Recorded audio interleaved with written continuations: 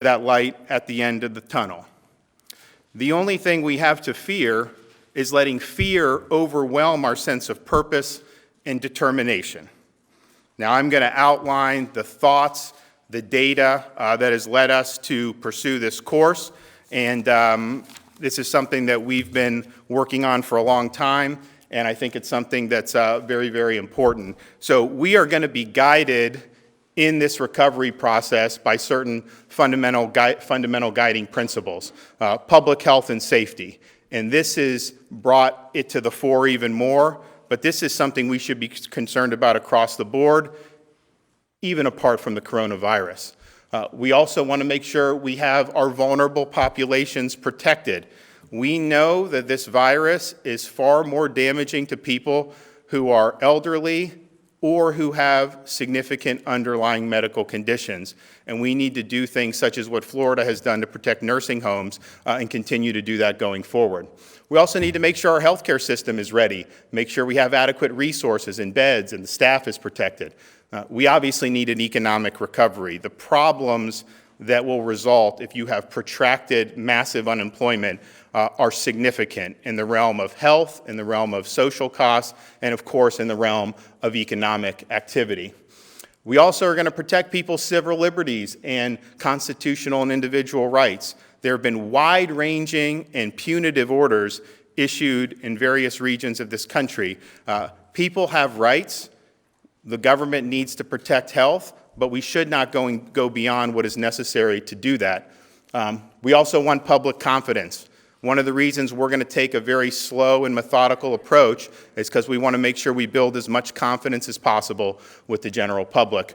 And we're also going to be partnering with local communities, which is what we did from the very beginning. We knew the epidemic was going to be different in Southeast Florida, and we worked with those counties differently and treated them differently than we would in, say, Jacksonville or Northeast or Northwest Florida, where the epidemic was significantly less. Our plan from the beginning to fight COVID-19 is going to continue. Nothing's going to change about that.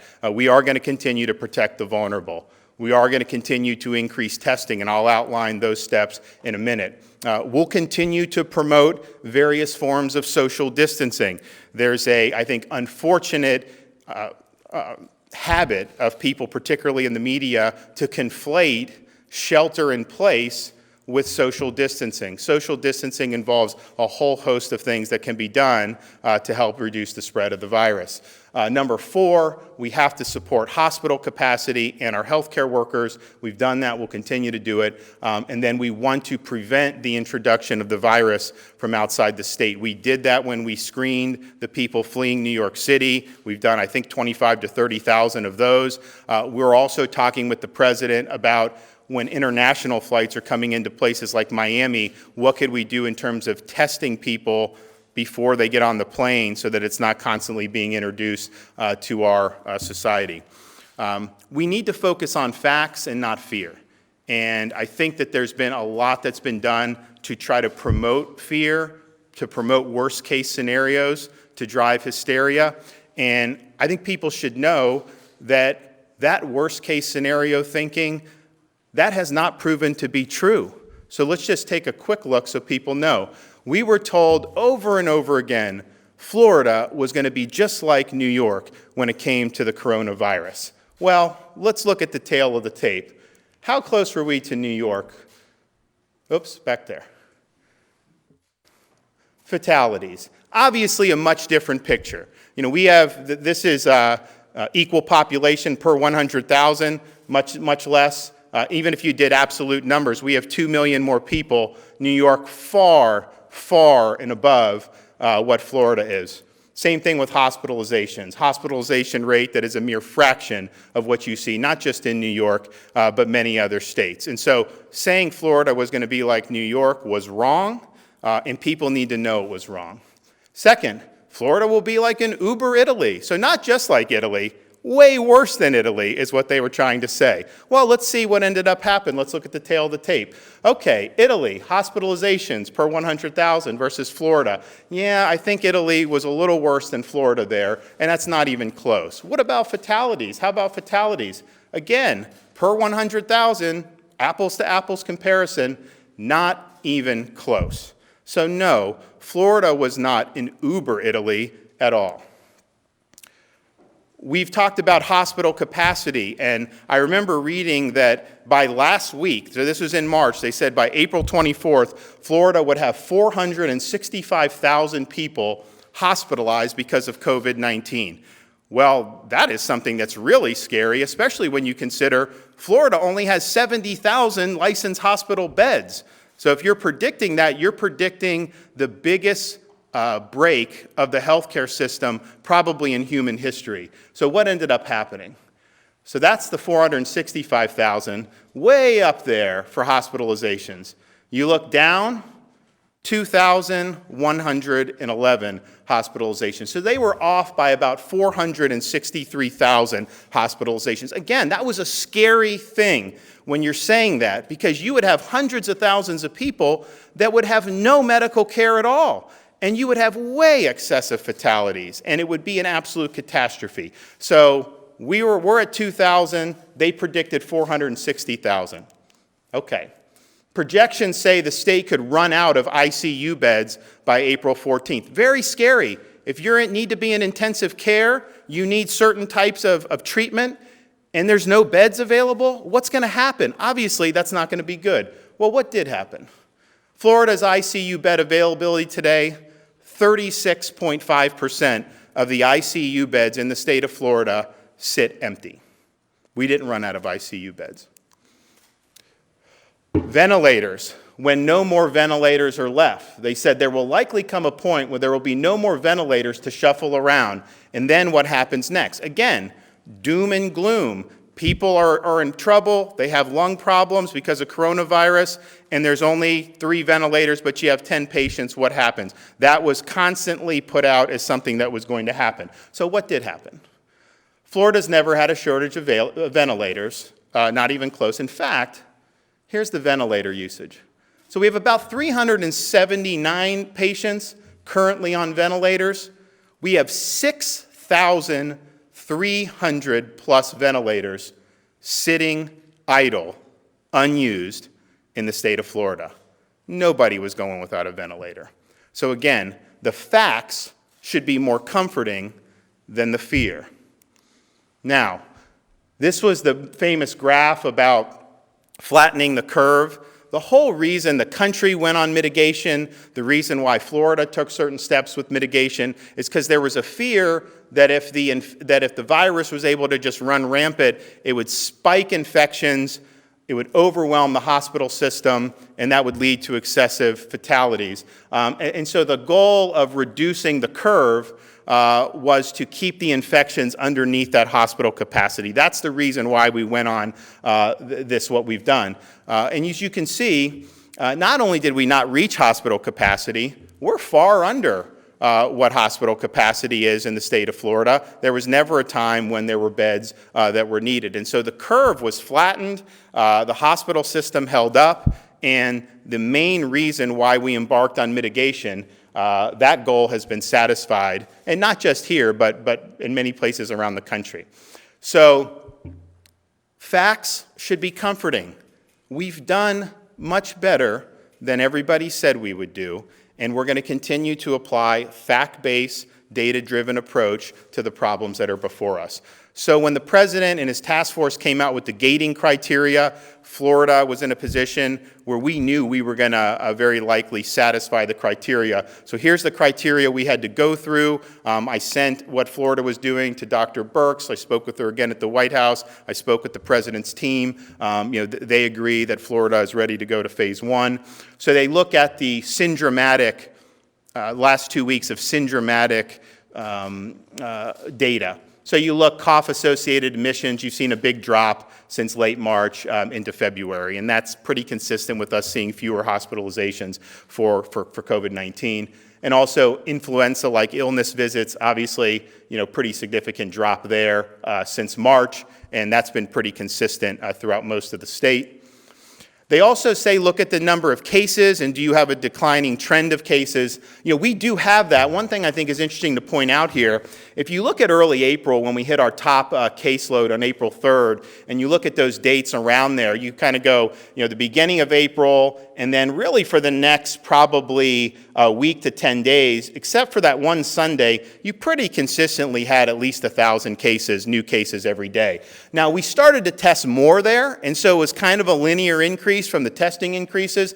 But at the same time, if you look in the last maybe 10 to 14 days, you're under 1,000 new cases every single day, except the times where there were backlog data dumps from the labs. And so the one time that we had the 1,200, we got like 23,000 test results that day. So it was the biggest data dump we've had. And so I think we've expanded testing more in the last we're testing more in the last 2 weeks of April than we did in the first two, and yet you're consistently seeing lower numbers in terms of new cases. But that's really not the most important indicator.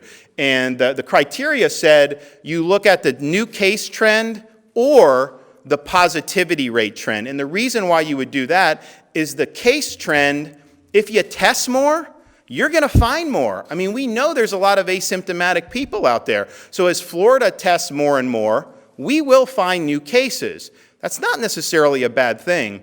The positivity rate is really significant because that's an indication of how widely this is circulating, how aggressively it's circulating to the community. And you'll look, over the last 2 weeks, we've seen a consistent decrease, average decrease in the positivity rate. The last 4 or 5 days, we've been in the 4.5%, 5%, 6%. Just to put that in perspective, you can look at like a New Jersey.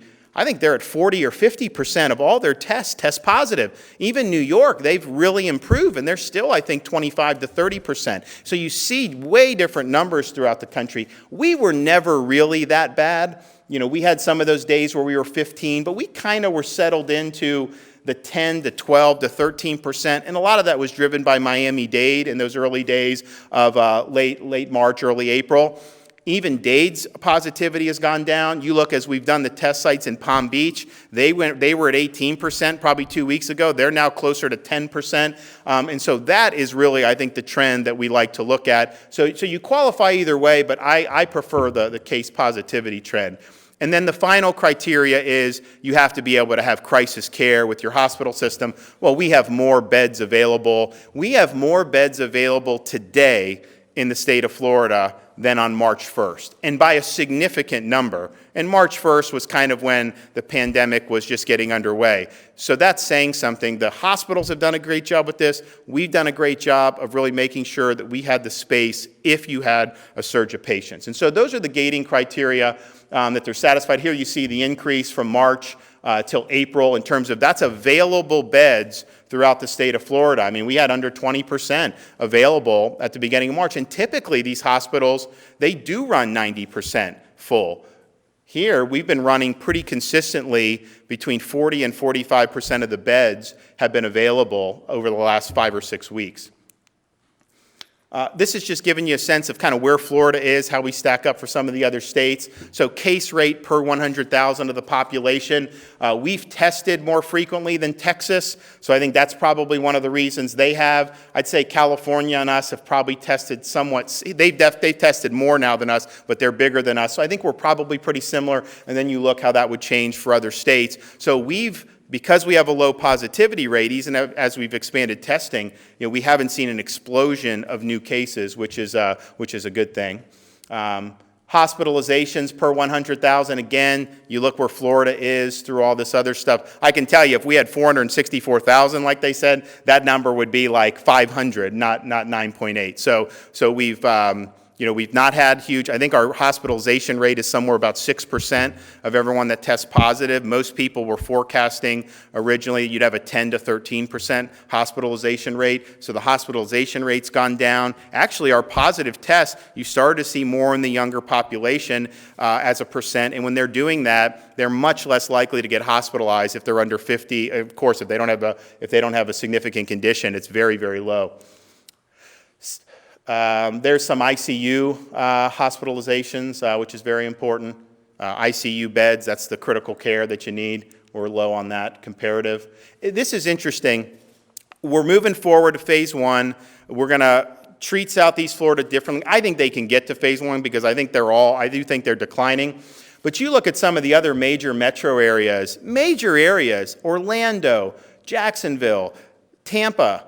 and look at those numbers compared to some of the other states throughout the country, you've seen they've done a really good job of having few hospitalizations per 100,000 and having low fatality rates per 100,000. So my hat's off to those folks because I think that they've done very, very well. In fact, if you took out Southeast Florida and did the other 16 million folks and divided it by cases, hospitalizations, and fatalities, we would be incredibly low, and I think there was a lot of good work done. And quite frankly, Southeast Florida, they just had a lot of people from New York City coming down. That's kind of the normal thing. People didn't know that they were bringing the virus in February and early March. And so that was really the seeding of that. And I think that those other communities didn't have that quite to the same extent. We have hospitalizations, very small. I was in Tampa General. I think they had 37 people hospitalized for COVID in the county. County's like 1.4, 1.5 million people. Incredible. The predictions would have had that way, way more than that. So those are good trends. And then fatalities, same thing, picture. Their rates are so dramatically lower from other areas throughout the country. Long-term care facilities. If you look outside of Southeast Florida, the fight to protect lives really centers on these long-term care facilities.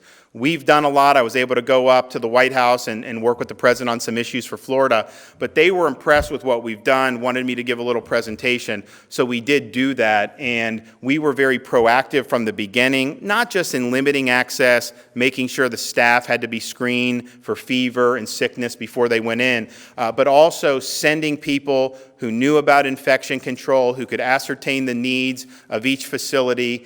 And now we have National Guard going out and doing testing at these places, which is just fantastic. And then Jared Moskowitz, our emergency management director, he's pushed out 7 million masks just to long-term care facilities, 1 million gloves, 500,000 face shields, all these different things so that the workers are protected and that they're not infecting the residents. Now, it's a very tough issue because you can have asymptomatic staff go in there and they can spread it to the other staff, and this thing just spreads like wildfire when that happens. So you obviously don't want that to happen, but if it does, if you can identify the cluster and isolate them before it gets throughout the nursing home, then that's a great thing. So this is going to continue to be one of our top priorities. We've got to do, our rate of fatalities for long-term care facilities is way less than many of these other states. We really should be number one given our demographics, but this has made a difference and we're going to continue to do it. And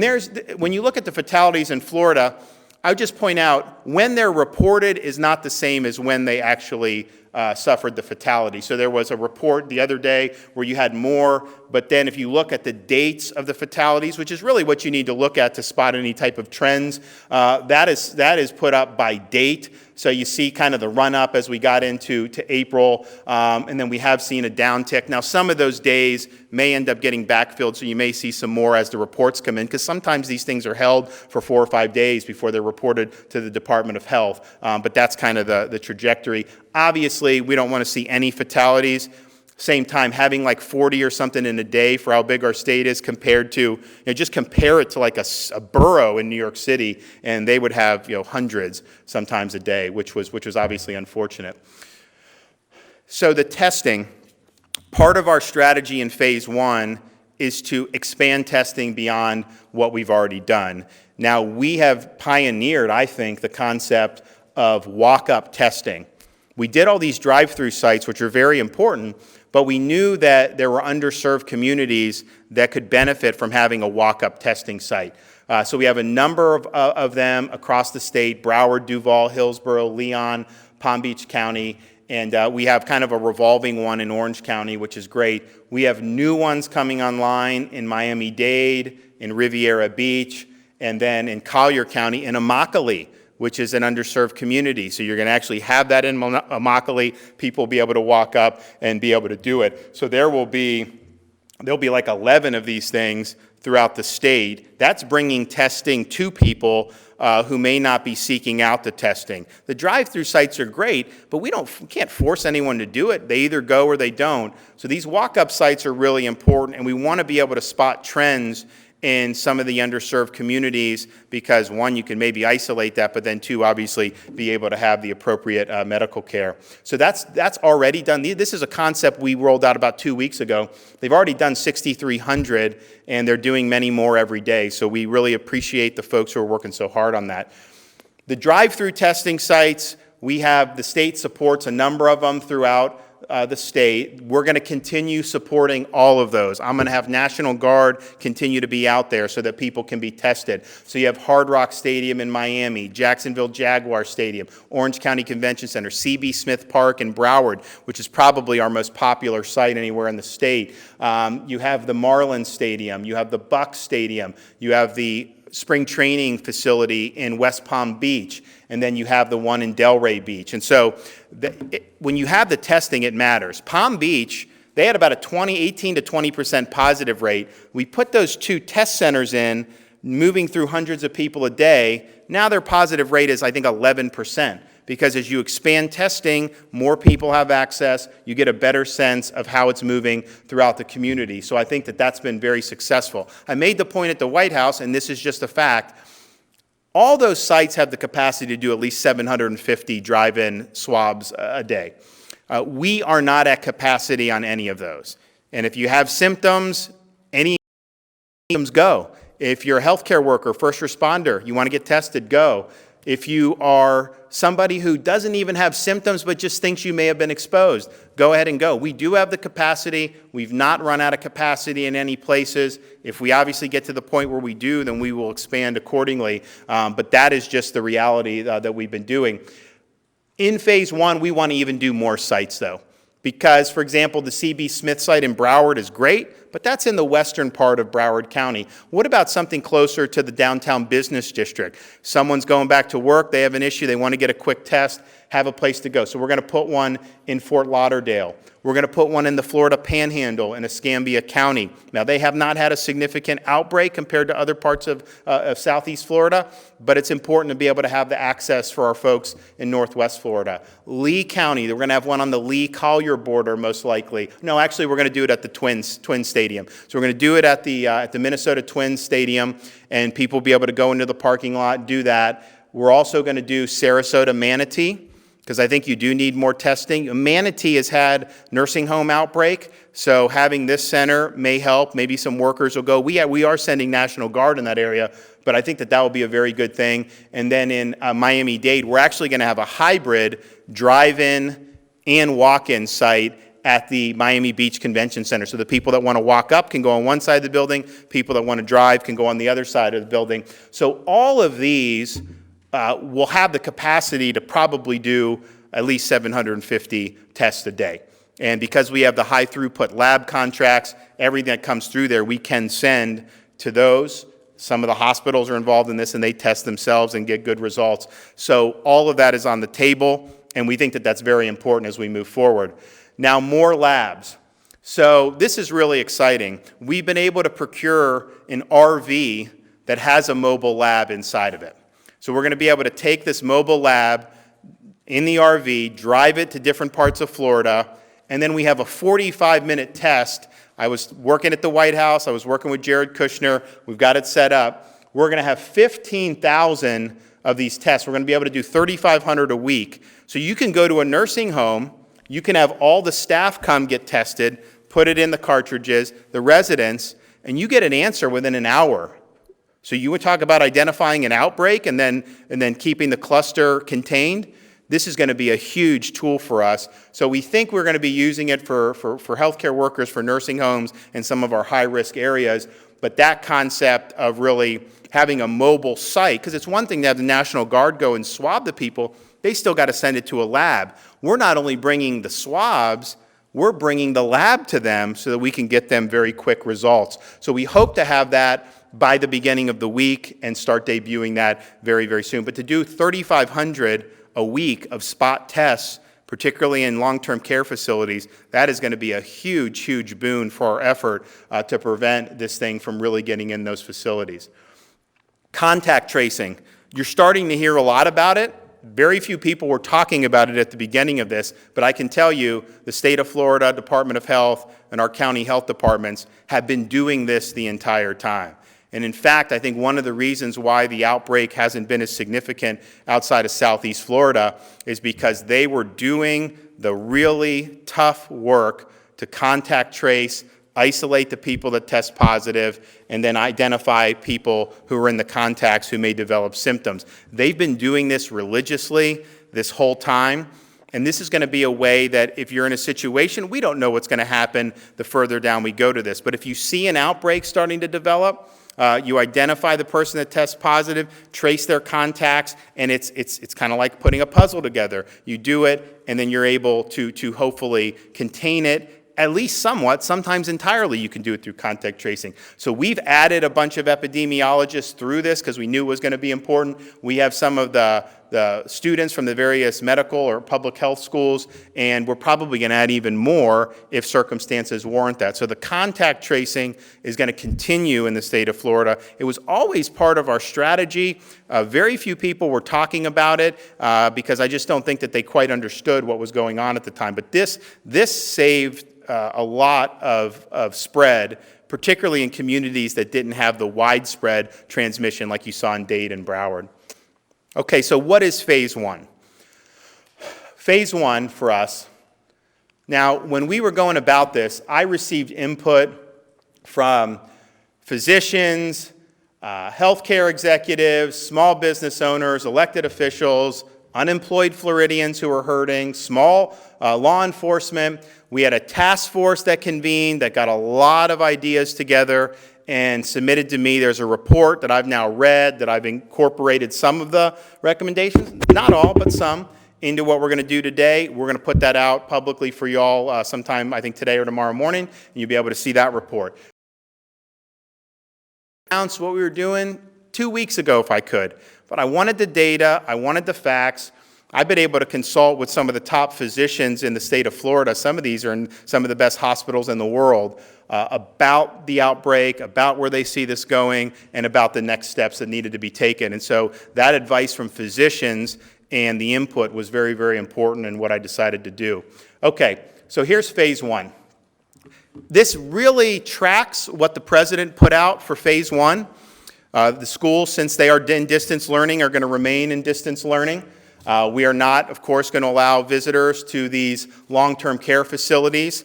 I am willing to reevaluate that if we have enough rapid tests where someone could come and test, and if they test negative and they want to go see one of their parents, then maybe you let them in. But it's going to require that capacity before we relax that. Maybe if somebody takes the antibodies test as well, then they would be able to go.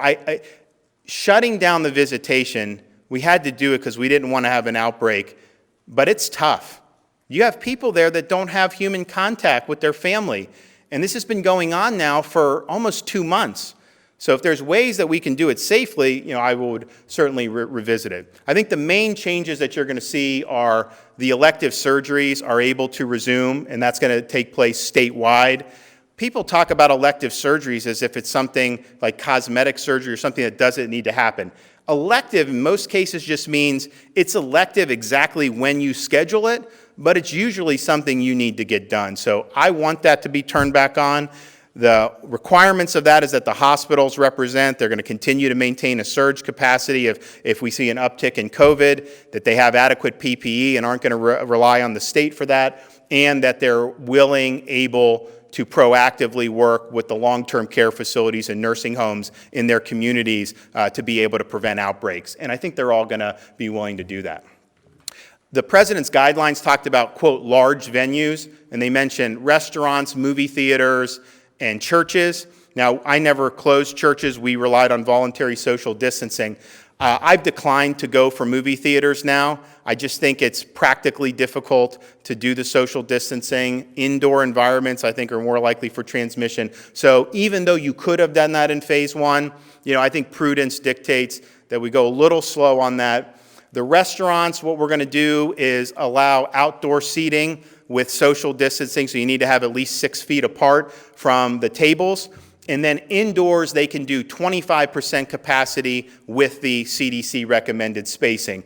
I think that outdoor transmission, as far as we've seen, has been more difficult than the indoor climate-controlled transition. And so I think being outside, if you're 6 feet away, to me, that would not be any more risky than going to Costco or some of the things that Floridians have been doing throughout this whole time. So I think it's a way to give people, and maybe may even reduce density in some of these grocery stores. I mean, you have some of these things are really, really packed. So maybe it'll reduce some density there by giving people another option. And then obviously, we want these folks to be able to get back in business if they can do it safely. And I was convinced that this is safe. I had some medical folks recommend the outdoors to me, and they thought that made more sense. And so we're doing that. Some people, the task force recommended 50% capacity inside. I think we'll start with 25 with the outdoor and then see how it goes. Retail can go for indoor. Now, we have had a lot of retail open. I mean, Home Depot, all this. I was in Broward the other day. They're all lined up with their face masks 6 feet apart outside. Some people come out the store, the new people go in. So there's a lot of process being done already on that. The rest of the retail, other retail, was never closed down on any of the orders I did. People would do curbside delivery, they would do phone orders, but the essential activity was not considered going into a store and congregating for retail unless the retail was deemed essential business. We're now relaxing that. We're allowing the 25% indoor so they can continue doing the curbside, everything they've been doing, now have a 25% indoor, have to follow the CDC recommendations for social distancing. We're not going to change the bars, and that was recommended not to change the bars. They said you could do the gyms in phase one. I'm going to look to see what some other states, how they've done it, what the results are.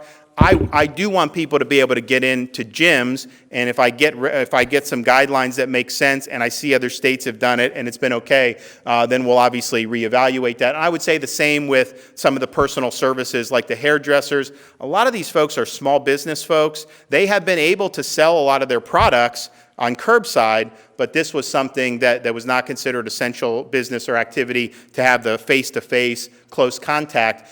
I think there may be ways, we've gotten ideas about how you can do it to make it low risk. I'm going to look to see what happens in other states, but for now, phase one is not going to include that. Phase one in terms of our vulnerable populations, and we've been messaging this really since early March. If you're 65 and up, if you have a significant underlying condition, you need to avoid crowds, avoid close contact with people outside your household, and stay home as much as you can. This is a disease. If you look at our fatality rates, we have at least 93% of the fatalities, I believe, are 55 and over, close to 85 or 65 and over. Between 80 and 85% of our fatalities in Florida are 65 and over. So the risk is greater in these groups, and we advise them to continue to urge caution in how they interact. There's a lot of social distancing that's going to be going on. Restaurant, retail store, obviously the essential businesses we've been having have been doing social distancing. I would tell people the most important social distance we can do is distancing the vulnerable population from those who are not. Because if you're not vulnerable, you may be a carrier of this and not have symptoms or not know it, and you have a risk to pass it along. So if we can do that, we're going to see a lot of progress be made as we go forward. We're going to continue with the CDC guidelines about physical distancing when in public, social groups at 10 or fewer. We're going to continue doing that. And we're recommending face masks if you're in face-to-face interactions with people, particularly in the workplace, and if you can't adequately social distance. So this is we're not going to fine people if they don't do it. And I think sometimes if you're going by yourself for a jog, you probably don't need the face mask. If you're in a face-to-face business, that to me has got to be a business practice. And then if you're in situations just in the public where you may not be able to keep that distance, then this is a good thing to be able to do. Florida's next steps. We are going to be data-driven. We're going to focus on the facts. The things that we're going to look at to go to phase two are going to be the things that brought us to do mitigation in the first place, primarily hospital capacity and hospital resources. If we start seeing cases where more and more people are going into the hospital and we think that it might be a surge that they can't handle, that is going to be something that we are going to look at, and that is going to be something that we're obviously going to have to take into account. Ability as long as we're not seeing a flood of people into the hospital, that obviously is going to be good progress. We are also going to continue to look at the rate of positivity for our tests.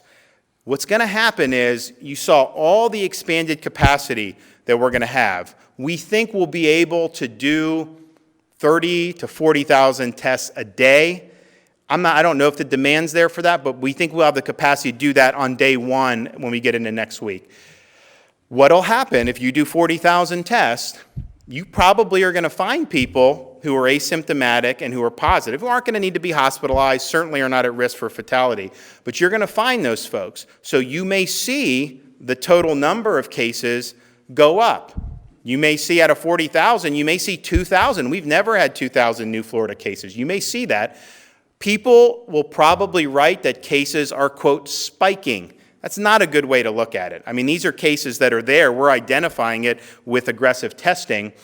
The rate would still be 5% if you were doing it, if you were looking at that. So we're looking at the positivity rate more so than just the raw number of cases, because the raw number of cases does have a relationship to how much you're testing. I mean, we had 530 new cases yesterday, but we only had 8,000 or 9,000 test results, whereas we've had other days where we had 800 new cases, but we had like 15,000 test results. And so looking at it that way is something that is going to be very, very important. And so those are going to be the type of metrics that we're looking at. We're also going to be looking at some of the syndromatic symptoms in terms of if you see certain things with hospitalizations, people going to the ER visit for things like cough or fever. That's something that we're going to be looking at for sure. So we're going to be safe, smart, and we're going to do this step by step. We are trying to build a foundation for the future of the state of Florida. We did not ask to be put into this situation. This was thrust upon us largely because of the malfeasance of the Chinese Communist Party. We are where we are, but I think that we can get through it. I think we can build a foundation. And I'm reminded of an old story, an anecdote from the Middle Ages where you had 3 stonemasons.